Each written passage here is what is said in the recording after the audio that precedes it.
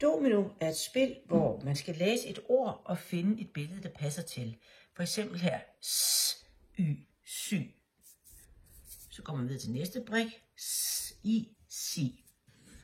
Og lægger hen, og så kan man lægge et mønster. Der er 4 niveauer med domino. Første ark er der 2 bogstaver og et billede.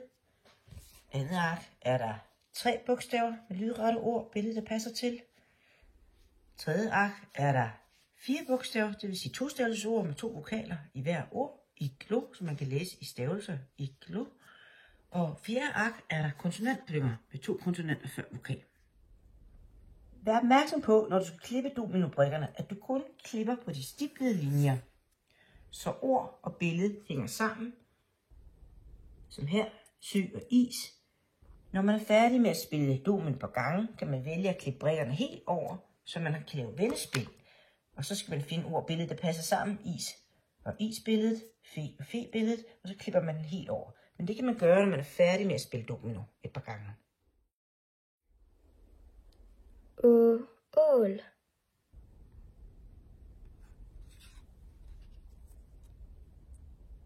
Æg.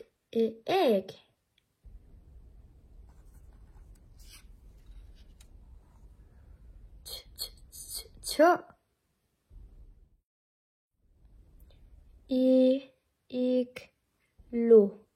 Iglo.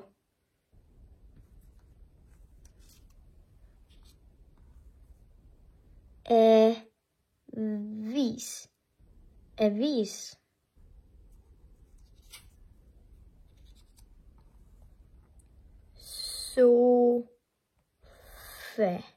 Sofa. Det passer.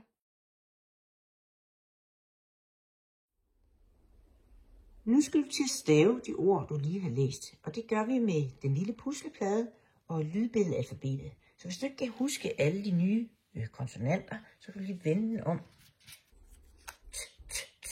Træ, så det er det t. Vokalerne har en rød prik under. Det første ord, du skal stave til, det er is. Is. Is. Jeg ved, det er en vokal, fordi der er en rød prik under. Ja, det er rigtigt. Du skal have en vokal i alle ord. Lad os se. Slange. Ja.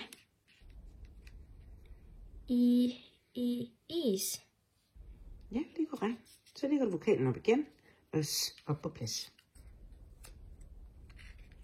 Det næste ord, du skal stave, er sø. Sø.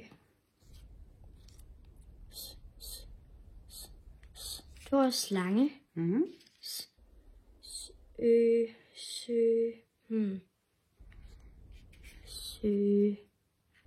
Økse.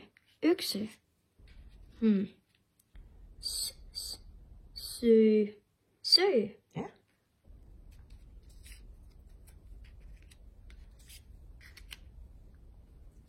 Det næste ord, du skal pusle, er ål.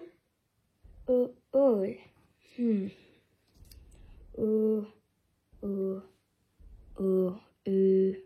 Ål. Der er en rød prik under, så det er en vokal. Ål. Lynlås. Ål. Det er jo ret. Skal barnet være selvkørende, kan man lime facit bagpå, enten med lim eller lærretyggegummi, så man kan bruge brikkerne en anden gang til vendespil. Nu skal vi i gang med at stave til længere ord, så vi har foldet puslepladen helt ud med en lang stavevej her i bunden. Vi har taget vores domino med 4 bogstaver, 2-stavelsesord og klippet ordet af, så vi ikke kan se, hvordan det staves. Man kan lime dem bagpå, så man kan vende om til facit, eller man kan få hjælp. Vi har lagt alle vokalerne på venstre side og konsonanterne på højre side, da vi ved, at vi skal have vokaler i alle ord. Her har vi lagt vokalerne i smilevokaler øverst. I, E, A. Vi har også A-lyd her.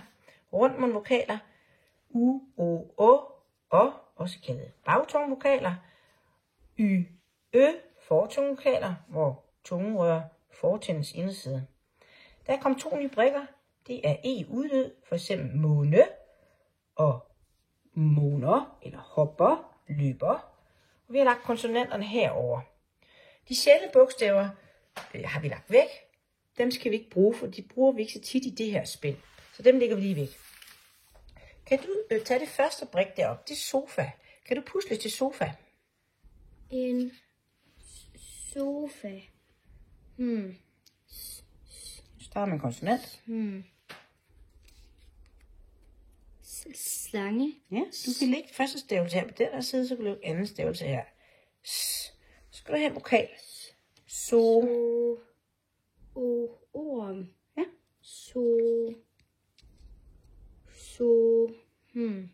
Hvad står der nu? Ja, fa. Flagermus. Ja.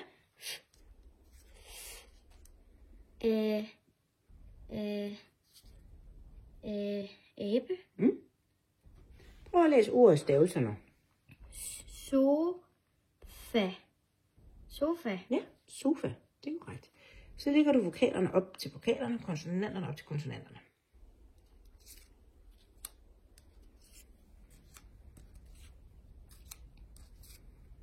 Det næste ord, du skal stave til, er Lego. Lego. Det begynder med en konsonant. Lego.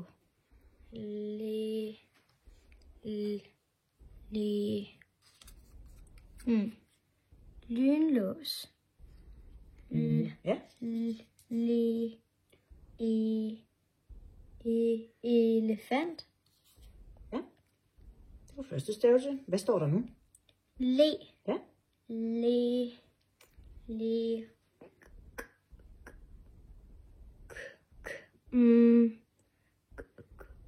Gulerod. Det er korrekt.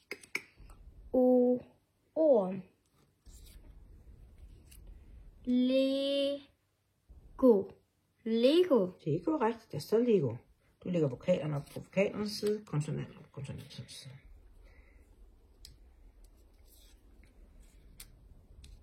Nu vil jeg gøre det lidt sværere for dig, så nu vender jeg nogle af lydbillederne om. Så skal du se, om du kan huske, hvordan de ser ud. Udlyd lyder som O. Kan du prøve at stave til måne? Måne.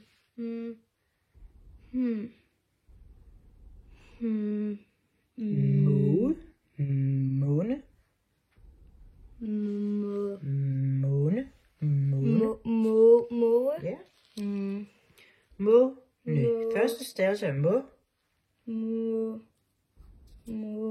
Ja. Måne.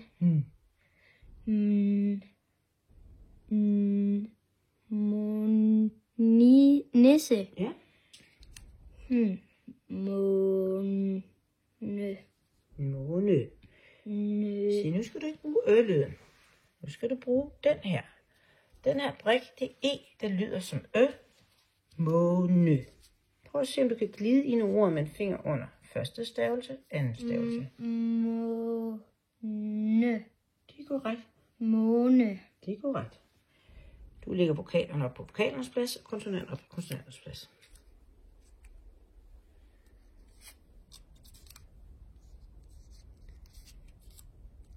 Det næste ord, du skal pusle, det er vis. Avis. Ja.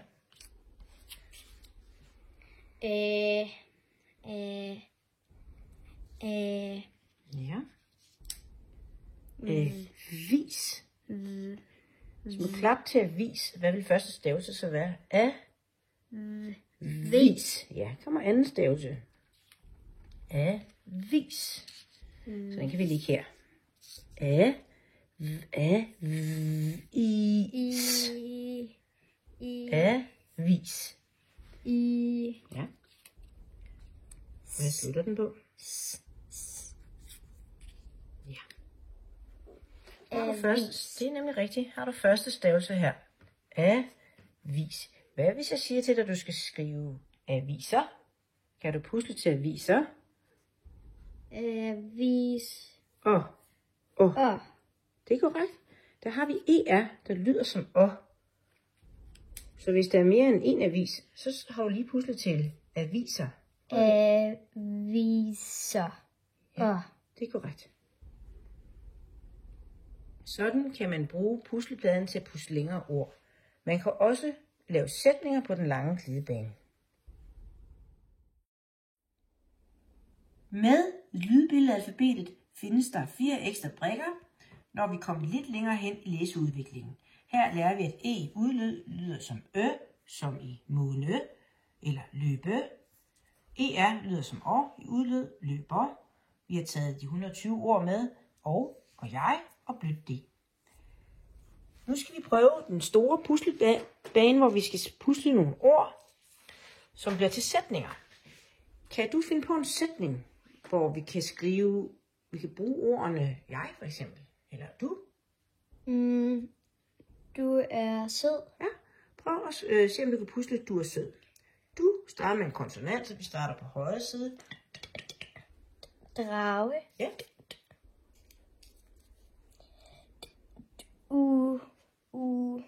Du. Ja. Du. Se, så har du brikken, der ligger her med ER, der lyder som Å. Prøv lige at vende den om. Den har nemlig 2 funktioner. På den ene side står der Å, på den anden side står der R. Vi bruger nemlig rigtig tit E. Du er, har du skrevet. Er. Sød. Ja.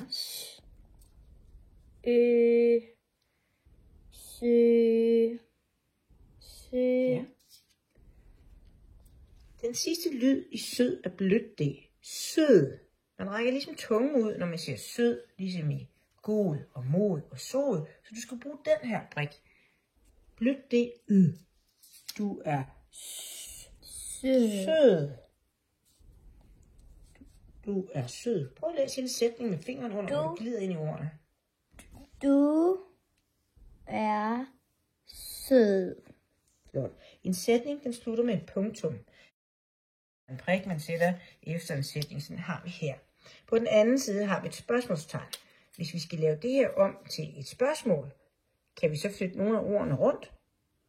Er du sød? Ja. Er. Ja. Er du sød? Så har vi lige pludselig lavet et spørgsmål, hvor vi har brugt brikken, punktum, til et spørgsmålstegn. Lad os prøve at lave en anden sætning. Vi kunne lave en sætning med jeg, som vi har heroppe. Så hvis du bare skulle have så skulle du bruge den her. Jeg så abe. Så skal der stå, jeg så en abe. Hvis der er flere af dem, så skal vi bruge den anden brik med å. Jeg så aber. Så du kan vælge at lægge den sådan, eller du kan vælge at vende den om, så du har hjælpetaleboblen her med ER, der lyder som å. Prøv at læse hele den sætning, du lige har skrevet. Jeg så aber. Flot. På denne måde kan puslepladen bruges til at skrive sætninger, hvor man selv finder på ord og sætninger. Man kan for eksempel købe 2 alfabetsæt, så man har rigtig mange bogstaver at vælge imellem. God fornøjelse. Man kan bruge puslepladen alene med inspirationsordene til, eller man kan bruge den sammen med de bøger, man nu har, hvis man mangler inspiration. For eksempel kan man bruge den sammen med Læs sammen. Her udviklet en skrivebog med pusleopgaver til, hvor eleverne systematisk danner ord med de bogstaver, der er gennemgået. Her kan man lægge spillepladen ind i bogen, så man har brikkerne lige ved hånden, og kan pusle de ord, som bliver foreslået på hver anden side. Her skal der f.eks. pusle C. Barnet kan gå ind og pusle C med de brikker, der bliver anbefalet. Man har glidevejen hernede, C, så barnet glider ind i ordet. Efterhånden, som børn har både lært at skrive bogstavernes lyde og deres håndfonemer, som findes på YouTube under det sammen, til gratis afbenyttelse, kan man bruge for eksempel det her system, hvor man samtidig med at afkode, lærer man også at skrive, og der er systematisk indtænkt ord, hvor bogstavlydene kun bruges til pusleord, som er gennemgået. Efterhånden som eleverne har lært flere bogstaver, bliver ordene også længere i denne her puslebog. For eksempel skal man nu pusle ord på 3 bogstaver. Eleven starter med at finde de anviste bogstaver og ligger i de hvide felter, så man er klar til at pusle dagens ord. Antal felter viser, hvor mange bogstaver der er, så jeg skal bruge 3 bogstaver nu. Mus. Jeg lægger den ned på glidevejen her. Mu. Kan man ikke huske lydene, kan man lige vende den om. Mus. Glidevejen sikrer, at barnet får alle lydene med. Mus. Mus. Man kan vælge at skrive det her, eller man kan bruge skrivehusene. Skrivebogen er bygget op sådan, at der er kun ord, der pusles med de bogstaver, der er lært. Afslutningsvis arbejder man med sætninger, hvor man kan bruge og jeg. Man arbejder med at trække lyd fra, lægge lyd til. Og man kan altid bruge puslebladen, så man har styr på sine brikker. Her skal man finde de her. Jeg er en ko, og ordene bliver længere og længere. Jeg er en kanin. Man behøver ikke at tilkøbe puslebladen.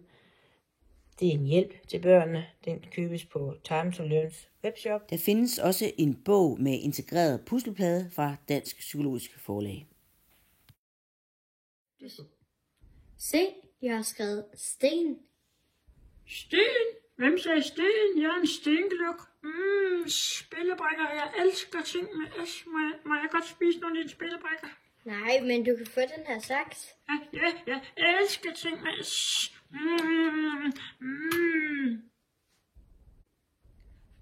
Den smagte godt. Har du flere ting med S? Jeg kan spise nogle snørebørn, en skoletaske eller noget. Du kan godt få en spillebrik.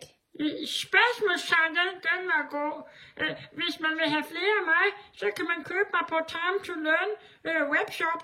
Ja, jeg er ret sød, og hvis du har lidt fredagsslik, så spiser jeg også det.